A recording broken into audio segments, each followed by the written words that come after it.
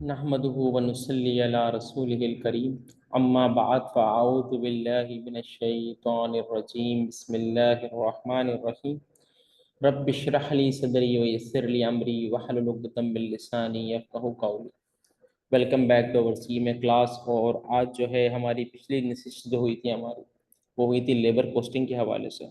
और हमने बेसिक चीज़ें जो है लेबर कोस्टिंग के हवाले से डिस्कस की थी। ये लेबर कोस्टिंग बेसिकली किन किन बेसिक चीज़ों का नाम दिया जाता है। अच्छा, कल की चीज़ को मैं कंटिन्यू लेके चलता हूँ। तो मैंने आप लोग को ये बताया था कि लेबर के अंदर हमारे पास जब कभी भी हम लेबर का जिक्र करते हैं तो हमारे जहनों में जो आता है ना, वो आता है कि लेबर आर का रेट कितना है, ठीक है, मल्टीप्लाई का कितने आर जो है लेबर ने काम किया है। और हम लोग नॉर्मली हमारे जितने भी सिनेरियोज में हमने काम किया है, हमने लेबर आवर का सिंपली ये तरीका निकाला है कि अगर लेबर कॉस्ट निकालनी है तो वो इस तरीके से ही निकालनी है। लेकिन आज एक दो छोटी छोटी इस पर ट्वीक आ जाएंगी, जैसे कि मैंने कल ही जिक्र कर दिया था कि एक कॉन्सेप्ट होता है पर पीस सिस्टम। पर पीस सिस्टम में क्या कहते हैं, हम उसको 1 यूनिट बनाएगा तुझे $1 मिल जाएगा। इसकी मैंने मिसाल इस तरीके से दी थी कि 1 यूनिट आप बनाओगे तो आपको जो है $1 हम दे देंगे, ठीक है। इसी तरीके से एक होता है पर आर सिस्टम, उससे आप लोग पहले ही मानो से यही वाला सिस्टम है। इसके अंदर आपके पास आप कहते हैं लेट सपोज करो $10 पर आर आपका रेट है, जितने घंटे आप काम करोगे तो वो आ जाएगा, ठीक है। एक हमने बात की थी वेज डिफरेंशियल की। तो वेज डिफरेंशियल में मैंने कहा था कि सम टाइम ऐसा होता है कि मुख्तलिफ लेवल के एम्प्लॉयज़ के मुख्तलिफ रेट होते हैं और मुख्तलिफ एग्रीमेंट्स होते हैं। जैसे कि सीलिंग एग्रीमेंट्स होते हैं कि आप जिसको हमने हायर किया 8 घंटे के लिए, चाहे आप 8 घंटे काम न करें ना करें, हम आपको पैसे देंगे। इस तरीके के भी एग्रीमेंट्स होते हैं, ठीक है। अब इसी ज़मीन में कल हम लोगों ने एक चीज़ समझी थी, वो थी प्रोडक्टिविटी। अगर आपको याद हो पीटर जोसेफ वाली बात, तो मैंने आप लोगों को एक बात समझाई थी कि देखें, अगर आप जो है एक्चुअल प्रोडक्शन को ले लो, ठीक है, और जो है स्टैंडर्ड प्रोडक्शन को उस पर डिवाइड करा दो और इस आंसर को परसेंटेज में ले आओ, यानी जाहिर है ये आएगा विद रिस्पेक्ट टू व्हाट्सएवर क्या कहते हैं इसको, इन फ्रैक्शन आएगा। आप उसको मल्टीप्लाई बाय 100 कर ले तो परसेंटेज में आ जाएगा, तो ये कहलाती है प्रोडक्टिविटी। एक और चीज़ होती है एफिशिएंसी। कल जो हमारी पीटर वाली मिसाल में, उसमें क्या होता है, स्टैंडर्ड आर कितने की इजाज़त देते हैं आपको, ठीक है, स्टैंडर्ड आर कितने की इजाज़त देते हैं आपको, और एक्चुअली आपने कितने आर किए। तो ये जो आपकी आ जाती है, ये आ जाती है एफिशिएंसी आ जाती है, ठीक है। ये एक बेसिक सी चीज़ें हैं, इसीलिए मैं इसको ज़्यादा कोई इस पर डिस्कशन पे नहीं ले जा रहा। अब सीधा सीधा हम चलते हैं हमारे टॉपिक की जानिब, जो कि है आज का हमारा जो मेन टॉपिक है वो है, ऑरेंज मार्कर लूँ अजीब सा लग रहा है, वेज इंसेंटिव्स।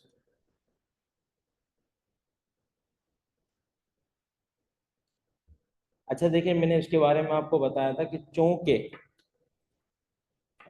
चूंकि हमारे यहाँ पर तो इसकी एक एक थ्योरी है रोवन एटकिंसन की, एक रोवन एटकिंसन ही गालिबा नाम है उसका, नहीं वो तो मिस्टर बीन का नाम नहीं। बहरहाल एक थ्योरी है, दो थ्योरीज हैं कि अगर आपको एम्प्लॉय पैसे बचा के देता है तो ऑब्वियसली आप उसको इंसेंटिवाइज करें। तो वो थ्योरी कुछ थ्योरी में वो होता है कि जितने आपको वो पैसे बेनिफिट लेके दे रहा है तो आप उसको 50% आप उसको ट्रांसफर करते हैं, 50% आप रखते हैं, ठीक है। लेकिन अज्यूम कर लेते हैं हमारे पास जो है वो बहुत सारे इसके अंदर मेथडोलॉजीज चल सकती हैं। लेकिन इसको आसान लफ्जों में ये समझें कि अगर आपको कोई एम्प्लॉय अच्छा काम करके देता है तो जब वो अच्छा काम करके देगा तो आपको टाइम बचा के देगा, जब वो टाइम बचा के देगा तो वो टाइम जो है जिसको आप पे ऑफ कर सकते थे वो आप उसको पे, जनरली अगर आप जाते हैं मिसाल के तौर पर एक एम्प्लॉई है, मान लेते हैं आपका स्टैंडर्ड कहता है कि 1 घंटे में 10 यूनिट बनते हैं, हमारी कल वाली मिसाल की समझ लो एक स्टैंडर्ड है, और एक एम्प्लॉई है उसने 5 घंटे काम किया और उसने 60 यूनिट्स बना के दे दिए, ठीक है। अगर मैं 60 यूनिट को स्टैंडर्ड आर पे करता तो मुझे 6 घंटे लगने चाहिए थे, उसने 5 घंटे में ही काम करके दे दिया। मान लेते हैं कि लेबर का रेट है $10 पर आवर, सही है। एग्जाम्पल ले रहा हूँ, बिल्कुल मैं बिल्कुल रफ एग्जाम्पल बना रहा हूँ ताकि आपके दिमाग में बेसिक कॉन्सेप्ट घुसे। अब देखो, उसके 50 तो पक्के पक्के हैं क्योंकि 5 घंटे तो उसने काम किया, तो $50 तो उसकी दिहाड़ी बन गई। सही है। अब बात आ जाती है कि देखो उसने काम जो करके दिया है ना, वो 5 घंटे से ज्यादा वाला करके दिया। अगर ये 10 यूनिट और बनाने होते तो आपको $10 और लगने चाहिए थे स्टैंडर्ड के मुताबिक। $60 लगते हैं ना। तो एक तरीका ये होता है कि आप उसको कुछ ना कुछ क्या कर दें, पे ऑफ कर दें। ठीक है। तो आज हम वेज इंसेंटिव प्लान की तरफ जा रहे हैं। तो वेज इंसेंटिव, ये बेसिक बेसिक सी तमहीदें, जब इसके सवालात करेंगे तो आपको अंदाजा होगा, इतने बहुत ज्यादा ट्रिकी क्वेश्चंस नहीं होते। सिवाय लेबर लर्निंग कर्व की थ्योरी के, वो थोड़ा सा मैं समझा दूंगा। लेबर लर्निंग कर्व भी कोई बहुत मुश्किल नहीं है। उसमें एक कॉन्सेप्ट है कि बेसिकली हर एम्प्लॉई जो आप नया हायर करते हैं और जो एम्प्लॉय आपका पुराना होता है, इन दोनों की एफिशिएंसी में फर्क होता है। तो उस लेबर की एफिशिएंसी को वहां तक पहुंचने में थोड़ा सा टाइम दरकार होता है। इसी को लेबर लर्निंग कर्व कहते हैं। लेकिन बहरहाल उसको हम बाद में डिस्कस करेंगे। पहले तो हम बात कर लेते हैं, हमारा एक कॉन्सेप्ट होता है बोनस सिस्टम, कि हम लेबर को क्या दे दें, बोनस दे दें। कैसे दे दें भाई? ठीक है। अब इसमें डिफरेंट तरीके हो सकते हैं आपके, लेकिन आसान बात यह है कि जितना टाइम वो सेव करे, एक्चुअल जितना टाइम वो सेव करें, उसके ऊपर आप कोई उसको अ, जो स्टैंडर्ड रेट है, लेट सपोज करो उसका 50% दे दें। ये कोई फॉर्मूला नहीं है, यही जनरल बता रहा हूँ। ऐसा आप कर सकते हैं। मिसाल के तौर पर हमारी वाली मिसाल में उसने 1 घंटा सेव किया, स्टैंडर्ड रेट कितना है, $10 है। और आप कहते हैं लेट सपोज करो 50% हम मैं अपना बेनिफिट उसको ट्रांसफर कर दूं, तो आप उसको $5 का क्या दे दें, बोनस दे दें। ये पॉलिसीज डिजाइन हो सकती है, डिवाइस हो सकती हैं, कंपनी टू कंपनी वेरी कर सकती हैं। इसमें घबराने की, ये कोई फॉर्मूला नहीं बता रहा, ये सिर्फ आपको एक कॉन्सेप्ट बता रहा हूँ कि बोनस सिस्टम एग्जिस्ट करते हैं। अच्छा, एक चीज और होती है, वो कहती है high day rate system.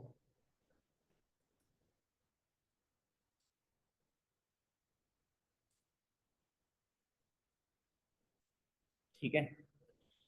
High day rate system क्या होता है कि get a higher pay provided they agree to provide a given amount with a quality, a target is achieved to employ attain the target, then higher rate per hour is applied, otherwise normal rate is applicable. अब देखें इसमें क्या होता है।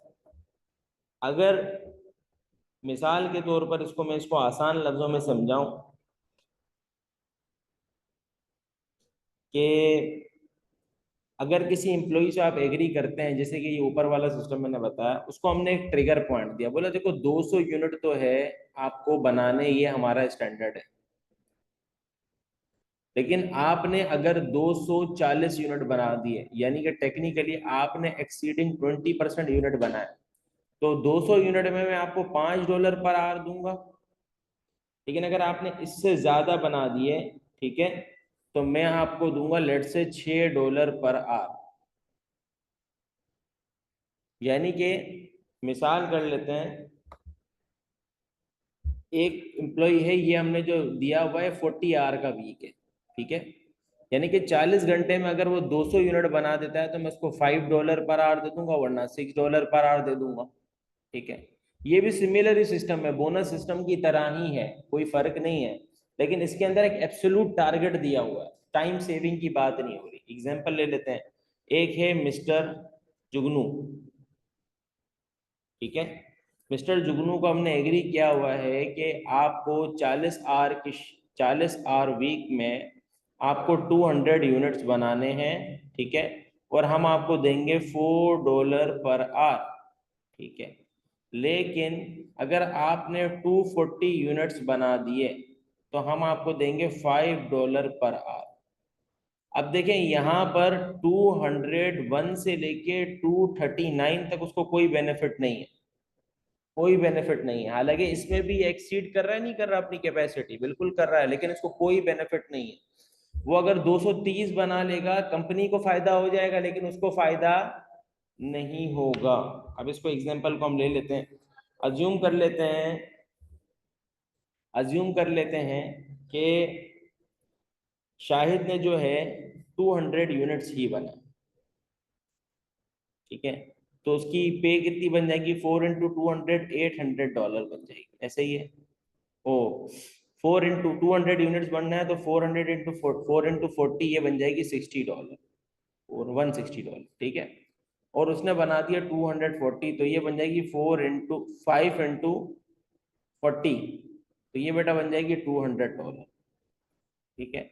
अगर मैं आपको कहूँ पर यूनिट कंपनी की लेबर आर कितने की आई है पर यूनिट, तो आप कहोगे जनाबे वाला इसने 200 यूनिट बनाया और 160 के हिसाब से, तो ये आ गई 0.8 पर यूनिट। और इसमें अगर मैं देखूं तो $200 खर्च हुए और 240 यूनिट बनाए, तो इसमें कितने आ गई जरा बताइएगा। ये मैं जरा कैलकुलेट करूं, वल्लाही ये बड़ा एक अजीब सा काम होता है, छोटी छोटी चीजें कैलकुलेट, ये छोटे छोटे टॉपिक से कोई इतनी तूफानी मसला नहीं है। ये मैं क्यों पढ़ा रहा हूँ भाई, हो सकता है कोई छोटा सा ट्विस्ट बना है, आप बोले भाई टीचर ने तो ये बताया ही नहीं था, बुक से मैं घुमाता हूँ, मेरी आदत है, पढ़ाने में कोई मसला नहीं है, मैं आपको सीधा लेबर लर्निंग कर्व पे ले आता, मैं बोलता बाकी सारी चीजें तो आपको पता है, ठीक है, कॉस्ट सेविंग पता है, वो जो जो सवाल आता जाता है उसको वो दिखाता जाता है, फायदा नहीं होता उससे, क्योंकि आपको की कॉन्सेप्ट पता होगा ना तो उसकी एप्लीकेशन हर जगह कर लेंगे। और मेरी एक आदत ये भी है कि मैं हमेशा बुक जरूर घुमाता हूँ, आईकेप की बुक में बाद का छोटी छोटी चीजें जो है वो आपको बड़ा तकलीफ करती हैं बाद में जब आप लोग करने जाते हैं, ठीक है। चलिए, नहीं यहाँ पर भी मैंने मिस्टेक की है, मैं इसको 200 जरा मैं देखूँ इसको कितना बनता है ये। हाँ जी, देखो इसमें बना आपका 0.83 पर यूनिट, और इसमें कितना बन रहा है 200 डिवाइडेड बाय, वो 160 डिवाइडेड बाय 200, मेरे हिसाब से तो यही बनना चाहिए 0.8 पर यूनिट, ठीक है। तो कोई भी होगा बंदा वो इस तरीके से सोचेगा और काम करेगा, ठीक है। ये एक जेनेरिक थिंग है। अब आप इसमें एडवांटेज और डिसएडवांटेज की बात करेंगे और ये सारी चीजें मोटी मोटी बात बताता हूँ, जब कभी भी आप एम्प्लॉय को पर यूनिट के हिसाब से पैसे देंगे या पर आवर के हिसाब से आप उसको मोटिवेट करेंगे कि तू ज्यादा प्रोडक्टिविटी निकाल, भाई वो क्वालिटी की माँ बहन कर देगा, सॉरी टू से दीज वर्ड्स, क्वालिटी का बेड़ा गर्क हो जाएगा, इतना बेड़ा गर्क होगा, क्योंकि उसका पर्पस क्या है, उसके साथ इंसेंटिविटी इंसेंटिवाइज किया है, मुझे इतने यूनिट्स बनाने हैं बस, और कुछ भी उसके दिमाग में नहीं आया। तो लेबर है ना वो थोड़ा सा इस सेंस में भी चलती है, ठीक है। दैट इज वाई वहां पर इस तरीके के मसाइल आते हैं। तो और कोई इसमें खास चीज है नहीं, इंडिविजुअल बोनस स्कीम है एक छोटी सी, वो भी देख लेते हैं। Set out carries objective target, वही वाली बात है, if an employ achieve the performance then be entitled to get a bonus all on unit produce. ये भी देख लेते हैं, एक छोटी सी चीज है, इंसेंटिव बोनस स्कीम। ये क्या होता है, आपने एम्प्लॉय को एक टारगेट दिया, ठीक है, एक टारगेट दिया। अब वो क्या है target, an individual bonus scheme set out performance standard और objective usually form part of performance appraisal system of an organisation. Every individual bonus is calculated separately and is unique to employee. More efficient employee get more amount of bonus, while less efficient employee get lesser amount of bonus or even no bonus if standard is not attained. देखें, जब कभी भी आप word देखें ना target, target किए जाते हैं सेट, तो टारगेट से कोई जाता है तो हम इसको कहते हैं ये बिलो स्टैंडर्ड है। एक बंदा होता है जो ऑन टारगेट है, उसको हम कहते हैं ये just beat it, just meet it, ठीक है। और एक होते हैं बीट इट, ये 3 टारगेट वाले सेटर होते हैं। यानी कुछ लोग टारगेट को जस्ट, कुछ लोग टारगेट के बिलो अचीवर होते हैं, कुछ लोग टारगेट को जस्ट मीट करते हैं और कुछ लोग टारगेट को बीट करते हैं। अब देखें इधर वाले हिस्से को देखिए तो यहां पर सजा का तस्वुर आएगा, इधर वाले हिस्से को आप देखें तो यहाँ पर भी सजा जजा का तस्वुर है, लेकिन इसने बराबर काम किया, ये बराबर। और इधर वाले हिस्से को देखे तो यहाँ पर जजा का तस्वुर आएगा, क्योंकि उसने जो है, अच्छा ये सजा जजा को मैं इस तरीके से नहीं, ये दुनियावी एतबार से बोलता हूँ, जजा का मतलब है किसी को किसी के बस कोई चीज देना है, ऐसी कोई वो वाला उखरवी माना जो है वो तो अल्लाह ताला की तरफ से ही है सजा जजा का मामला। लेकिन मैं दुनिया में कहता हूँ कि अगर आप किसी चीज को भी उसके मेराज पर पहुंचाना चाहते हैं, उसको उसकी नहज पर पहुंचाना चाहते हैं, तो आप सजा जजा का चक्कर जरूर, क्योंकि आप उसके बाद किसी को अकाउंटेबल कर सकते हैं। You can't make accountable to someone कि अगर उसका वो टारगेट ही नहीं है, ठीक है। और ये होता है। मैं खुद इंडस्ट्री में हूँ, तो मैं बाज़ वक़्त इन चीज़ों को फेस करता हूँ, और मेरा इस पे बड़ा एक स्ट्रॉन्ग इंस्टांस है कि if you are not making the you are not incentivising someone, ठीक है, वो तो एक अलग ही चक्कर है, लेकिन if you are not making accountable someone, तो वहां पर बड़ा मसला है यार। लोग जो है अपनी चीज़ों को भी ओन नहीं करते, ये एक इशू है। और ये इशू आप भी जब ऑर्गेनाइजेशन में जाएंगे तो आपको मिलेगा। तो इसमें एक मिसाल दी हुई है, इसमें इस मिसाल को भी कर लेते हैं। वो कहता है रुपीस पर, ये इसमें मिसाल दी हुई है कि रुपीस 100 जो है पर यूनिट बोनस मिलेगा। क्या मिलेगा? बोनस मिलेगा। अब सवाल है व्हेन। सही है।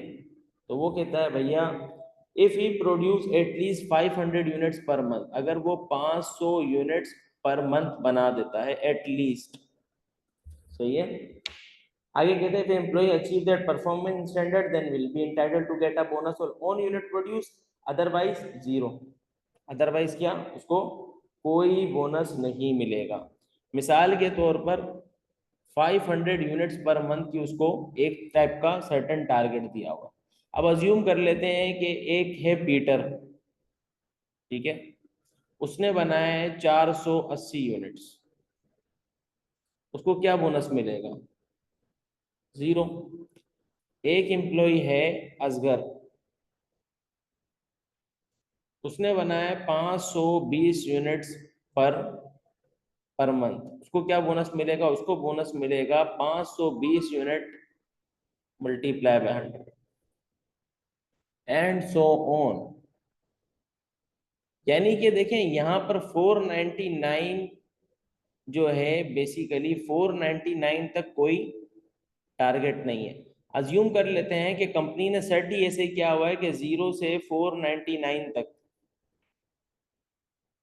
ठीक है, या यूं कर लेते हैं 0 से 499 तो ज्यादा है। हम इसको यूं कर लेते हैं, कंपनी ने ये सोचा हुआ है कि 450 तो मिनिमम स्टैंडर्ड है, इसको क्या करना है? मीट। और 450 से 499 तक एक एक ब्लैंक एरिया, जो स्टैंडर्ड मीट करके ऊपर तो जा रहा है, लेकिन बीट नहीं, स्टैंडर्ड को बीट भी कर रहा है, लेकिन उस मार्जिन से नहीं कर रहा जिसको कंपनी ने सेट किया है। और वंस ही टच 500, तो बोनस मिलना स्टार्ट होता है। ठीक है। तो ये छोटे छोटे दो एलिमेंट थे। जस्ट मैं चाय पी लूँ यार एक।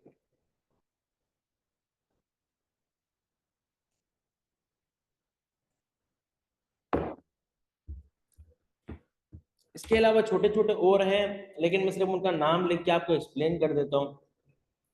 एक है ग्रुप बोनस स्कीम, एक आपके पास है प्रॉफिट शेयरिंग स्कीम,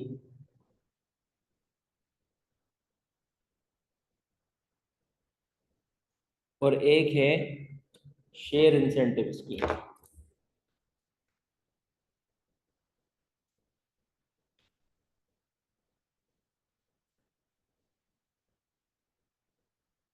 इसको आप आगे लिख लें ESOP. ESOP is a short form for employ stock options. ठीक है। Profit bonus group bonus scheme क्या होती है कि रादर देन आप एक बंदे के बजाय पूरे पूरे ट्रूप को लेके चलते हैं। आप कहते हैं पूरे मशीनरी डिपार्टमेंट ने, ये प्रोडक्शन ए ने करना है, प्रोडक्शन बी के सारे एम्प्लॉय, प्रोडक्शन सी के सारे एम्प्लॉयज। तो वहां पर क्या होता है, फिर टीम वर्क वाला कलेक्टिव बोनस वाली स्कीम होती ऐसी होती है। तो कलेक्टिव बोनस में क्या क्या होता है, लोग ज्यादा से ज्यादा एफर्ट मारते हैं कलेक्टिव बोनस में। तो सब मिलके काम करते हैं, तो एज अ होल ऑर्गेनाइजेशन को फायदा होता है। तो वो भी स्कीम सेट की जा सकती हैं। प्रॉफिट शेयरिंग स्कीम होती है। बास कंपनीज ये भी कहती हैं कि भाई अगर कंपनी ने सर्टन प्रॉफिट टारगेट बीट किया, तो फिर उस पर बोनस मिलेगा। मैं इसकी एग्जांपल दूं तो आप कभी मार्केट में इंशाल्लाह जब जॉब के लिए जाएंगे, तो आपको पता चलेगा कंपनी को वो आपको कहेंगे हम बोनस देते हैं, हमारे यहाँ पर परफॉर्मेंस बोनस होते हैं। ये परफॉर्मेंस बोनस क्या होता है? परफॉर्मेंस बोनस यही होते हैं कि कंपनी का टारगेट उसका मीट होना जरूरी है, फिर बंदों के जो परफॉर्मेंस अप्रेजल के टारगेट है उसका मीट होना जरूरी है। तो पूरे अप्रेजल सिस्टम से आपको वेटेड एवरेज एक बोनस मिल रहा होता है। यही प्रॉफिट शेयरिंग स्कीम टाइप का होता है। और बाज कंपनीज में ऐसा भी होता है कि जैसे कि प्रॉफिट शेयरिंग स्कीम जो है, वो एज अ डायरेक्टली एक सर्टेन परसेंटेज एग्री होती है कि जैसे यहाँ से मीट किया तो हर एम्प्लॉय को जितना इससे बीट करेगा उसका 1% या 4% या 10% या 5% जो भी परसेंटेज कंपनी एग्री करे वो हम लोग एम्प्लॉय में वेटेड एवरेज उनकी सैलरी के अकॉर्डिंग क्या कर देंगे, डिस्ट्रीब्यूट कर देंगे। ये भी प्रॉफिट शेयरिंग स्कीम होती है। तो there is not a single formula to determine that, लेकिन ये स्कीम्स एग्जिस्ट मार्केट में करती हैं।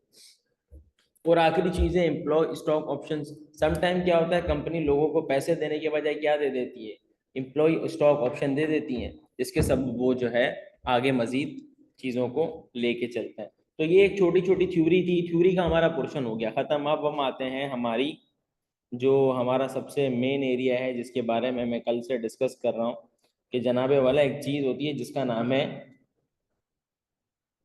Labour learning curve. ये लेबर लर्निंग कर्व या इसको लर्निंग कर्व थ्योरी भी कहते हैं। ये है क्या सर, ये बताएं क्या होती है। एक बात बताएं, आप किसी कंपनी में एज असिस्ट आप किसी कंपनी में एज अ लेबर जाते हैं, आप नहीं जाएंगे इंशाल्लाह, यूँ समझ लीजिए एक मिस्टर ए जाता है, पीटर वगैरह जाता है। वो पीटर कोई हो भाई मेरे साथ, वो जो वीडियो देख रहा हो तो उसको बुरा ना लगा, ये एक मेरा फर्जी नाम है। जैसे बहुत सारे फर्जी नाम होते हैं ना, एक मैंने कल फर्जी नाम मुझे पता चला, जैन डो और जॉन डो। ये दो ऐसे फिक्टिशियस नाम है जो किसी भी डॉक्यूमेंट्री या कहीं पर भी किसी शख्स का नाम ना पता हो ना तो पूरी दुनिया में यूज होते हैं। जैन डो और John Doe, John Doe for men and Jane Doe for women, मेरे को कल पता चला। तो इसका मतलब दुनिया में फर्जी नाम भी एग्जिस्ट करते हैं। ठीक है, वो एक देख रहा था मैं तो उसके अंदर आ रहा था, पता नहीं क्या मूवी का नाम था, मूवी का और डॉक्यूमेंट्री है उसके ऊपर। बहरहाल, तो अच्छा जी, लर्निंग कर्व की थ्योरी के बारे में कहते क्या है। अज्यूम कर लीजिए, नहीं बल्कि एक नया नाम सोचते हैं यार, इसका हम नाम रखते हैं मिस्टर उदय। मिस्टर उदय जो है कहीं पर जॉब के लिए जाता है, और मिस्टर उदय एक लेबर है जो नॉर्मली काम करते हैं, जो बिल्कुल अनस्किल्ड लेबर है सॉर्ट ऑफ, वो वहां जाकर काम करते हैं। अब मिस्टर उदय वहां पर गए, उनका क्या है ये फर्स्ट डे, और एक है मिस्टर शेट्टी। ठीक है, ये मिस्टर उदय शेट्टी नहीं नाम, इसको करते हैं मिस्टर मजनू। याद आए दो करेक्टर, वो मेरे बहुत पसंद के करेक्टर है, मैंने ये 4-5 बार मूवी देखी है। वह कभी कभी होता है बंदा जमाना जाहिलियत में मूवीज वगैरह भी देखता है, लेकिन बहरहाल अब तो ऐसा कोई रहा ही नहीं है, अब नहीं देखते चीजों को। अच्छा जी, मिस्टर मजनू की तरफ आते हैं। मिस्टर मजनू वहां पर जो है, मिस्टर मजनू वहां पर जाते हैं, मिस्टर मजनू वहां पर कोई 5 ईयर्स से काम कर रहा है। अच्छा, ये दोनों की जॉब बिल्कुल सेम है, कोई फर्क नहीं है जॉब। मुझे एक बात बताएं, जो मिस्टर मजनू की एफिशिएंसी होगी और जो मिस्टर उदय की एफिशिएंसी होगी, क्या वो दोनों सेम होंगी? नहीं, आज नहीं होंगी सेम। मैंने क्या कहा, फ्यूचर में हो सकती हैं। जाहिर है मिस्टर उदय को भी कुछ साल गुजर जाएं तो मिस्टर मजनू जितना वो भी काम कर लेंगे, लेकिन आज क्या उनकी सही होगी? तो यहाँ पर एक मैथमेटिकल टर्म आती है जिसका नाम है लेबर लर्निंग कर्व, और वो इसी बात को साबित करता है कि जब आप फर्स्ट यूनिट बनाते हैं, ठीक है, और जब आप लेट सपोज करो 100 यूनिट बनाते हैं, ये बिल्कुल एक फर्जी नंबर है, और मान लेते हैं 100 यूनिट पे ये चीज स्टॉप हो जाती है, 100 यूनिट से ऊपर बना ही नहीं सकते चाहे आप कितने भी एक्सपर्ट हो। तो यहां से लेके यहां तक जो है ना एक कर्व होता है। वो कर्व क्या करता है, लेट सपोज करो फर्स्ट यूनिट बनाने में आपको लगे 5 मिनट्स, तो सेकेंड यूनिट बनाने में आपको 5 मिनट नहीं लगेंगे, सेकेंड यूनिट बनाने में। थर्ड यूनिट बनाएंगे तो उससे भी कम लगेंगे, और ये सो ऑन, ये 100 पे जाके एक पॉइंट पे मज्यूम कर लेते हैं वो उसको लग रहा है 1.5 मिनट, अज्यूम कर लेते हैं। तो ये 5 मिनट से 1.5 मिनट का जो सफर है ना, इसमें कोई रेशियो डिटरमिन, इसके अंदर कोई मैथमेटिकल रेशियो डिटरमिन करता है। इसी का नाम क्या है? Labour learning curve. चाहिए। अब इसके अंदर कौन कौन से एलिमेंट होते हैं, क्या होते हैं, इसके बारे में हम बात कर लेते हैं। बाकी कोई ऐसी खास चीज नहीं है।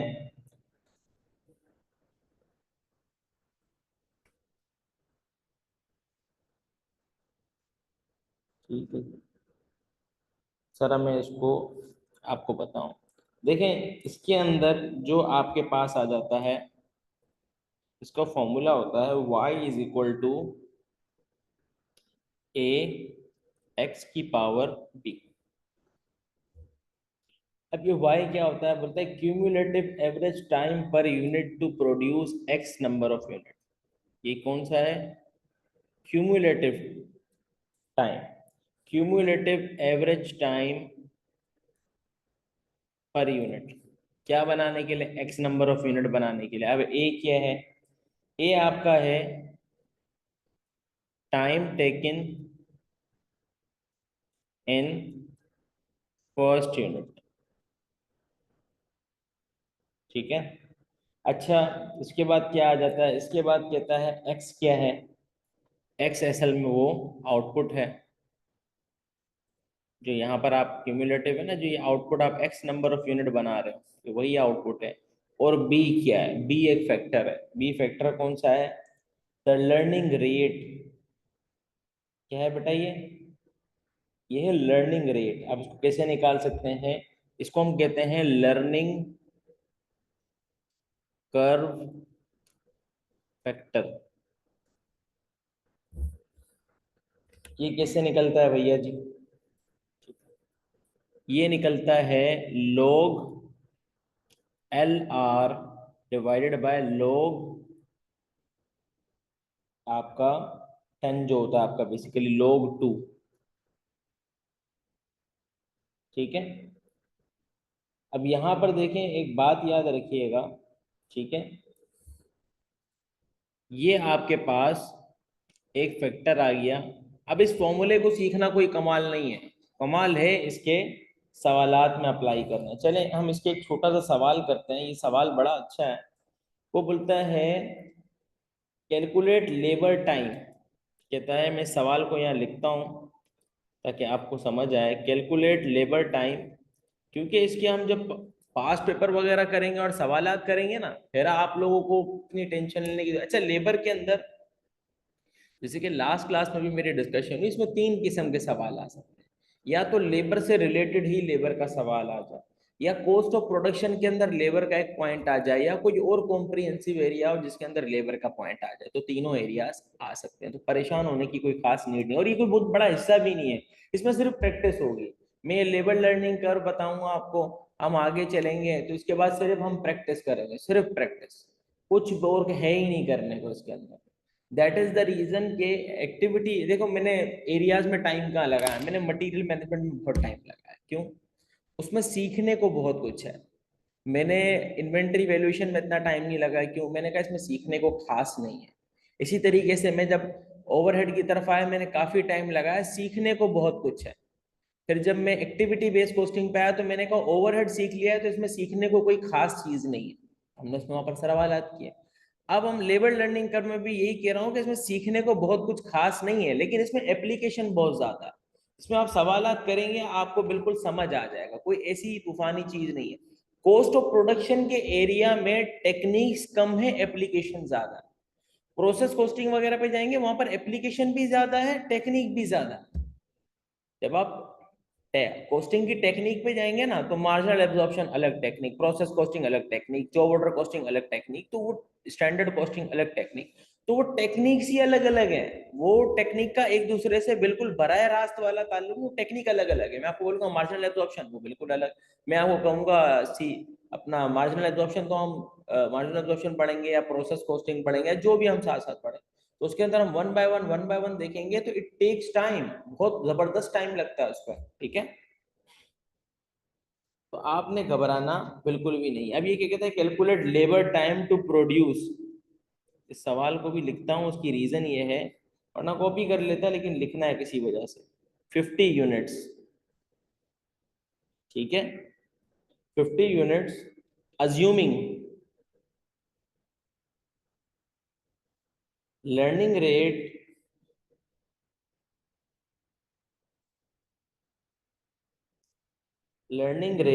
of 80% will continue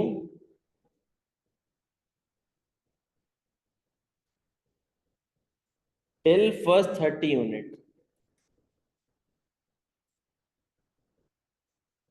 ठीक है, इन, अच्छा जी ये हो गया द, अच्छा इसमें थोड़ा सा मैंने लिखने में मिस्टेक कर दी है, फर्स्ट 30 यूनिट्स है ना, ये किसी सबब से इसको हाईलाइट कर रहा हूँ। अब आ जाता है टाइम टेकन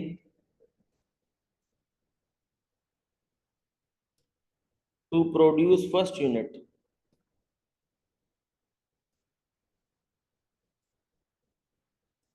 इज 10 आवर्स, ठीक है। इस सवाल से ही आपको समझ में क्या आ रही है बात, नंबर वन, सर एक बात पेश होता है, लर्निंग हमेशा जारी नहीं रहेगी, कोई तो पॉइंट आएगा जिसके बाद मजीद लर्निंग नहीं बचेगी। ये लाइफ लेसन है। ये क्या है, लाइफ लेसन। जिंदगी में जिस भी पोजीशन पे आप काम करो, जिस दिन आपको लगने लगे ना कि लर्निंग खत्म हो गई है, try to switch, try to switch, क्योंकि देखिए उस लर्निंग खत्म होने के बाद आप खुद अपग्रेड तो होंगे नहीं। तो जब आप अपग्रेड नहीं होते हैं, you will be taken over by someone. Once you are upgrading yourself, आपको कोई रिप्लेस आसानी से नहीं कर सकता, आसानी से नहीं कर सकता। और दूसरी चीज ये देखो, जिम्मेदारी लर्निंग की आपकी खुद की है। बाद लोग दोष देते हैं, यार मैं इस ऑर्गेनाइजेशन में गया, उसने मुझे वो नहीं किया, हो सकता है वहाँ गुंजाइश ना हो। समटाइम ऑर्गेनाइजेशन में गुंजाइश नहीं होती है कि वो आपको मजीद बढ़ा सके, क्योंकि आगे इससे बड़े प्लेयर बैठे होते हैं।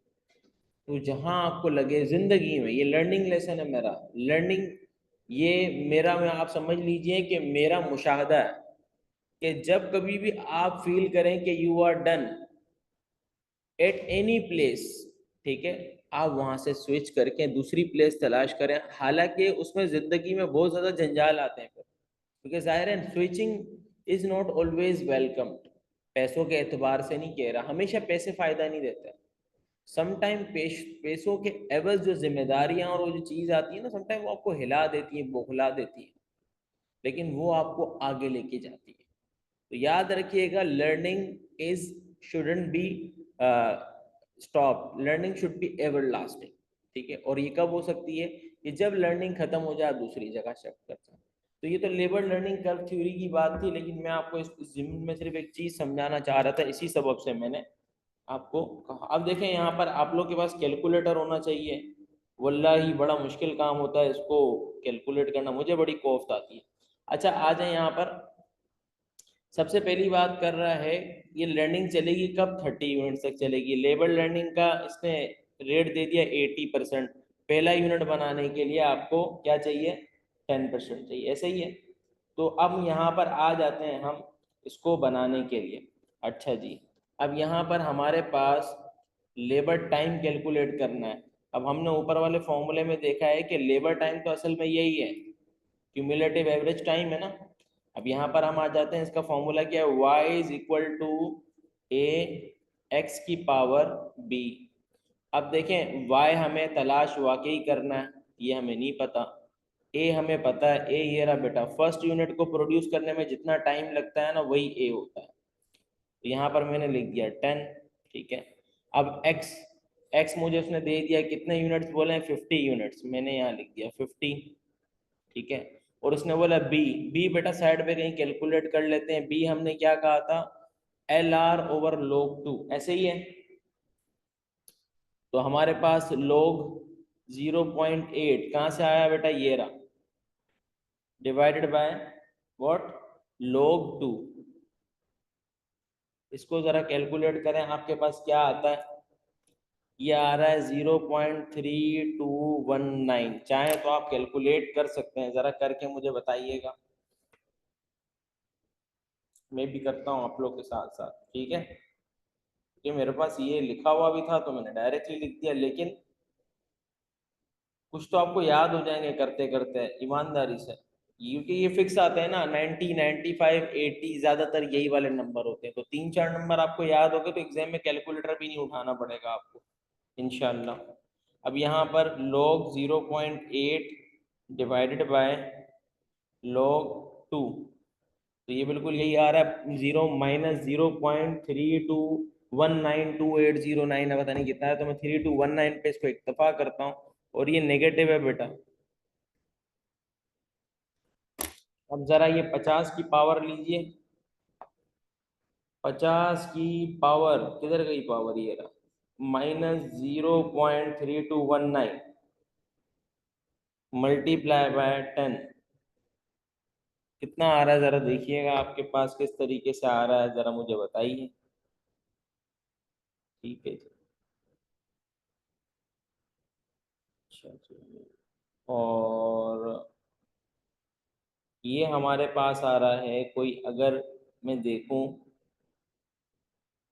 तो टाइम टू प्रोड्यूस 30 यूनिट मेरे पास आ रहा है, जरा इसको आप लोग, अच्छा ये 30 यूनिट्स आएगा, मैंने यहाँ पर 50 कर दिया, इसको सही कर लीजिएगा, क्योंकि हमारा मैक्सिमम लेवल लर्निंग कर्व कहाँ जाएगा, 30 तक जाएगा, पहले तो यहाँ तक इसको ले लें, ठीक है। इसके बाद फिर बात आई, क्योंकि हमारे पास तो फर्स्ट पहले कैलकुलेट तो 30 तक ही करेंगे ना, 30 के बाद तो लेवल लर्निंग कर्व अप्लाई नहीं होगा, ये मेरे से मिस्टेक हो गई है, इसको जरा देख लीजिएगा। तो 30 के ऊपर पावर लगाएं, जरा देखें, मेरे को भी बताएं, 30 लोग कहाँ चला गया, पावर पावर पॉइंट, माइनस -0.3219, तो ये आ गया दिस मल्टीप्लाई बाय 10, कितना आ रहा है यार, ये मेरे को, ये मेरे पास क्या गलत आ रहा है, आप लोग जरा देखिएगा, असल में ये साइंटिफिक कैलकुलेटर है ना, ये बिल्कुल उस तरीके से काम नहीं करते हैं ये कम मोबाइल वाले। 30 की पावर,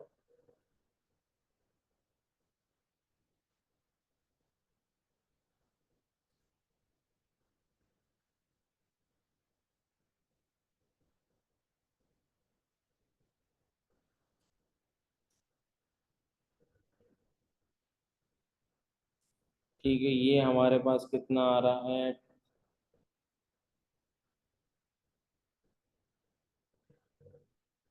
अच्छा जी, अच्छा जी, ये हमारे पास कितना आ रहा है, जरा देखिए, मेरे पास कैलकुलेटर में थोड़ा फॉल्ट आ रहा है, आप जरा मुझे बताइए कितना आ रहा है, जस्ट जरा एक,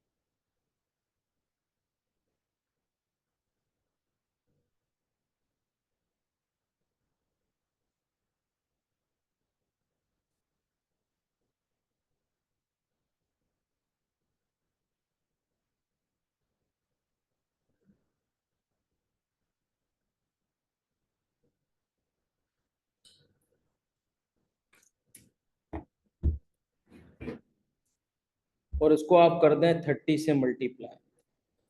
सर आप कॉल वगैरह बड़ी आती है, जब आप करेंगे तो बेटा ये आ जाएगा 100.38। ये आपका क्यूमुलेटिव टाइम लगा है कितने यूनिट बनाने में, 30 यूनिट्स बनाने में, ऐसे ही है। अब आप सिमिलर, ये आपने 30 यूनिट्स पे कैलकुलेट किया, 30 यूनिट के बाद तो आपका जो 30 यूनिट जिस पे बना ना, जो 30 यूनिट जिस पे बना उस पे 31 भी उतने टाइम में बनेगा, 32 भी उतने टाइम में बनेगा, 33 भी उतने टाइम में बनेगा, एंड सो ऑन। ठीक है, इसके बाद मजीद आपके पास चीज नहीं है। तो इसका मतलब अगर मैं 30 यूनिट्स का वो निकाल लूँ कि 30 वाले यूनिट्स पे मुझे कितना टाइम लगा, तो पहले मैंने 30 यूनिट्स पे कैलकुलेट कर लिया, अब हम लेते हैं 29 यूनिट्स पे इसको कैलकुलेट करते हैं। सिमिलर कीजिए y इज इक्वल टू, ठीक है, y इज इक्वल टू, ये 29 यूनिट्स पे अगर हम प्रोड्यूस करते हैं तो सेम एज इट इज आ जाएगा 10 इन इंटू 29 की पावर, यही सेम एज इट इज ऊपर यही रहेगा, -0.3219 मल्टीप्लाई बाय 29। जरा मुझे बताएं कितना आ रहा है। तो ये आ जाता है बेटा आपके पास कोई 98.1 यूनिट। ठीक है, तो देखिए 30 यूनिट, 29 यूनिट से 30 यूनिट बनाने में जितना टाइम लगा, तो अगर मैं उसको माइनस कर दूं तो ये कितना बनता है, ये बन जाता है आपका 100.38 -98.1। तो ये आपके पास बच जाता है 30 यूनिट बनाने में आपको लगे 2.28। याद रखिएगा कितने लगे, 2.28। तो अब देखें 31 से लेके कहाँ तक, 50 तक, ये 20 यूनिट आपने बनाया, तो कितने लगे आपको, 2.28 के हिसाब से ही लगेंगे। तो इसका मतलब ये हो गया कि 100 तक, ये 30 यूनिट तक का तो हिसाब किताब में ले लूँ, ये 30 यूनिट्स 0.38 प्लस जो 20 यूनिट्स मैंने बनाया इसको मैं मल्टीप्लाई कर दूं 2.28 से, तो ये आपके पास कितना बन जाता है, सल्लल्लाहु अलैहि वसल्लम प्लस 2.28 मल्टीप्लाई बाय 20।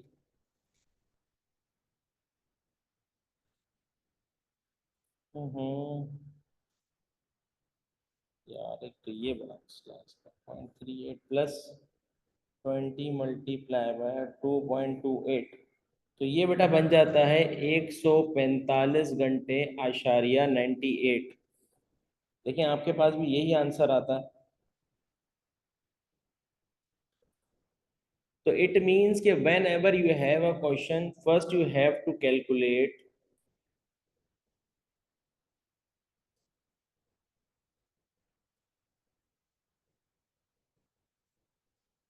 देखें दो तीन चीजें इसमें समझिए। देखिए यहां से लर्निंग कर्व, ये मिसाल कर लेते हैं इनिशिएशन पॉइंट है फर्स्ट, अब मान लेते हैं ये 1 था, ये 30 है, ये 50 है, यहां से यहां तक लर्निंग कर्व है, सही है। यहां पर लर्निंग कर्व का क्या हो जाता है, एंड हो जाता है, यानी ये 29 से 30 जो है जितने में बना, जो हमारा 2.28 बना, वो एंड हो जाता है। इसके बाद जितने भी यूनिट्स बने वो हमारे इसी रेट से ही बने होंगे। तो हमने पहले क्या करना होगा, जब कभी भी सवाल आता है तो हमने देखना है कि जो सवाल का पॉइंट पूछा है वो लर्निंग कर्व के अंदर है या बाहर है। अगर तो वो लर्निंग कर्व के अंदर है तो हमने लर्निंग कर्व के अंदर से उसको पॉइंट को निकालना है, ठीक है। और उसके बाद जो है हमने आखिरी पॉइंट को पकड़ के जो एक्सटर्नल पॉइंट है और उसको ले लिया। अच्छा, इसमें किसी भी पॉइंट पे आप कोई भी वैल्यू का वो पॉइंट निकाल सकते हैं कि आपको इस यूनिट पे कितना टाइम लगा। मिसाल के तौर पर अगर वो कहता कि मुझे जो है आप बताएं कि 15th यूनिट में, कौन से यूनिट में, 15 यूनिट में आपको कितना टाइम लगा, तो मैं क्या करता, मैं सिंपली करता, मैं 15 यूनिट का ले लेता, यही y is equal to a x into b करके मैं इसको बिल्कुल बनाता। मैं कहता भाई y, ये 10 आ गया, ये मैंने 15 लिया, और 15 के ऊपर मैंने -321 ही है कल में, ठीक है, मल्टीप्लाई बाय 15, और यहाँ पर मैं इसको माइनस करता, 10 × 14 -0.3219 मल्टीप्लाई बाय 14। तो इन दोनों का जो फैक्टर आता वो मेरे पास आ जाता कि 15 यूनिट पे हाउ मच टाइम मुझे लगा टेकन। तो ये कोई बहुत टेक्निकल एस्पेक्ट नहीं है, इसमें सिर्फ एक लॉजिक दी हुई है कि लेबर जो है आहिस्ता आहिस्ता आहिस्ता उस यूनिट्स पे पहुंचती है और उसके बाद उसका लर्निंग कर्व क्या हो जाता है, स्ट्रेट हो जाता है, उसके बाद वो मजीद लर्निंग नहीं करती है और ये जो है चीज़ें चलती रहती हैं। तो हम एक काम करते हैं, रादर देन हम इसको इसी पे आज की क्लास को इख्तिताम करते हैं और हमने आज क्या क्या समझा है उसको ज़रा समअप करते हैं। तो हमने सबसे पहले आज जो है समझा कि वेज इंसेंटिव प्लान क्या होते हैं, ठीक है। हमने प्रोडक्टिविटी और एफिशिएंसी को समझा और हमने लेबर लर्निंग कर्व की थ्योरी को समझा, ठीक है।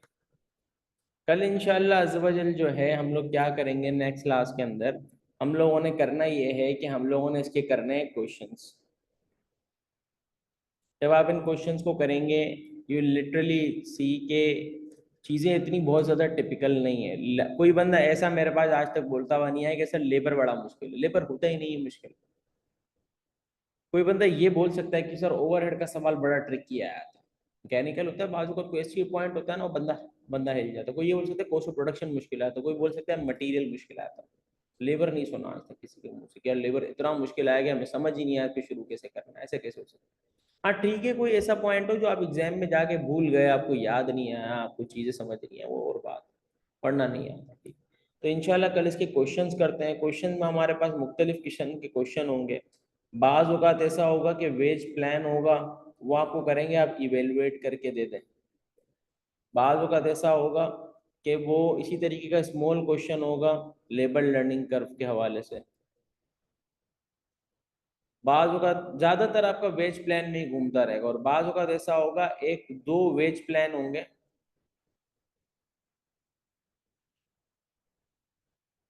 वेज प्लान बी है लेट्स से उसका, इन दोनों को बोलेंगे यार कंपेयर करके बता दें कौन सा बेस्ट है। तो आमतौर पर लेबर से स्ट्रेट मुतल्लिक सवाल इस तरीके के ही बनते हैं, बहुत मुश्किल नहीं होते, बहुत ट्रिकी नहीं होते, इजी पीजी सीन होता है। तो हम उसको टू दी पॉइंट वाले सवालात को करेंगे, क्योंकि मैंने अपना स्टाइल बताया आपको। आई वोंट गो कि आप लोग 20-25 क्वेश्चन करें मेरे से, आप लें। आपको अगर आप कहते हैं नहीं सर हमें और सवाल चाहिए, भाई फबीहा आ जाओ मेरे पास, कितने सवाल चाहिए तो। लेकिन आप लोगों को मैं बिल्कुल पैक किस्म का एक सवाल, एक पैक किस्म का आपको छोटा सा ये सीएमए को मैं शॉर्टेस्ट पॉसिबल फॉर्म में बता रहा हूँ, ताकि आप लोगों का जहन की गिरा खुल जाए। आप लोग के जहन की गिरा खुल गई, सीएमए कुछ भी नहीं है, ईजी है। तो इंशाल्लाह इसको मज़ीद देखते हैं। तो फिर ये जब हमारा हो जाता है तो फिर हम इंशाल्लाह अज़्ज़वजल हमारा नेक्स्ट स्टैंड होगा कि हम कॉस्ट ऑफ प्रोडक्शन की एक क्लास रखेंगे जिसके अंदर हम लोग सारी एंट्रीज वगैरह को डिस्कस करेंगे इंशाल्लाह अज़्ज़वजल। और इसके बाद फिर जो है हम कॉस्ट ऑफ प्रोडक्शन के अंदर एक इंशाल्लाह एक आप लोगों के लिए मैं छोटा सा क्विज समराइज करूंगा। मैंने इससे पहले क्यों नहीं समराइज क्यों क्विज बनाया, उसकी रीज़न है मेरे पास अपनी। तो क्विज जो होता है वो बेसिकली है ना, बाज़ औक़ात बच्चे जो हैं वो कोई मिक्स क्वेश्चन आता है ना वो नहीं कर पाते, तो मेरी कोशिश होती है कि मैं मिक्स क्वेश्चन भी दूंगा, उसमें रिलेटिवली वो क्वेश्चन भी दूंगा, मैं टाइम लिमिट भी आप लोग को दे दूंगा।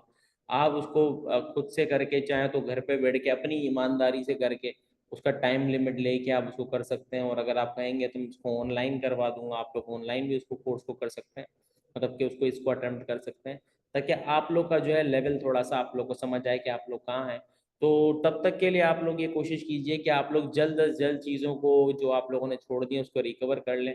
इंशाल्लाह जहाँ कहीं आपको लगे मुश्किल है आप मुझे बताइएगा, I am here to support you, ठीक है, विदाउट हेजिटेशन चलते रहेंगे। और इंशाल्लाह अज़्ज़ वजल बस एक छोटी सी गुजारिश है, क्लास में पार्टिसिपेट करें। पार्टिसिपेट नहीं करेंगे तो there is always difference between opinion ना, मेरा ओपिनियन डिफरेंट हो सकता है, आपका ओपिनियन डिफरेंट हो सकता है मैं समझूं आप उसमें उस आपको वो चीज़ समझ आ रही है, आप समझे आपको नहीं आ रही। जबकि ये भी हो सकता है कि मैं किसी को ज़्यादा एक्सप्लेन कर रहा हूँ और आप कहें सर ये ईजी है, आप इसको आगे ले जा सकते हैं, तो ये सारी चीज़ें हो सकती हैं। तो इंशाल्लाह फिर नेक्स्ट क्लास में मिलते हैं। अस्सलाम।